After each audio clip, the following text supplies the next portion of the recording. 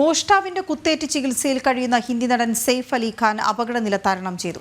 സെയ്ഫിന് അടിയന്തര ശസ്ത്രക്രിയ നടത്തിയതായി ലീലാവതി ആശുപത്രി അധികൃതർ അറിയിച്ചു. ഇന്ന് പുലർച്ചെയാണ് ചലച്ചിത്രതാരം ആക്രമണത്തിന് ഇരയായത്. സംഭവത്തിൽ 6 പേരെ പോലീസ് കസ്റ്റഡിയിലെടുത്തു. മുംബൈ ബാന്ദ്രയിലെ വീട്ടിലാണ് ഹിന്ദി ചലച്ചിത്ര താരം സെയ്ഫ് അലി ഖാനെ കുത്തേറ്റത്. ജോലിക്കാരന്റെ ബന്ധുവായ ആൾ വീട്ടിൽ കടന്നു കയറി ആക്രമിക്കുകയായിരുന്നു. മോഷണ ശ്രമത്തിനിടെയാണ് ആക്രമണം എന്നാണ് സൂചന.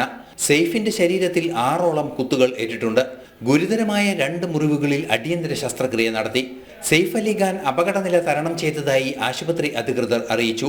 അക്രമിയെ കണ്ടെത്തുന്നതിന് മുംബൈ പോലീസ് 7 അന്വേഷണ സംഘങ്ങൾ രൂപീകരിച്ചിട്ടുണ്ട്. രാവിലെ 2:30ഓടെയാണ് ആക്രമണം ഉണ്ടായത്. തുടർന്ന് സെയ്ഫ് അലി ഖാനെ മുംബൈ ലീലാവതി ആശുപത്രിയിൽ എത്തിക്കുകയായിരുന്നു. അന്വേഷണം ഊർജിതമാക്കിയതായി മുംബൈ പോലീസ് അറിയിക്കുന്നുണ്ട്. നാഷണൽ ഡെസ്ക്, ജനം.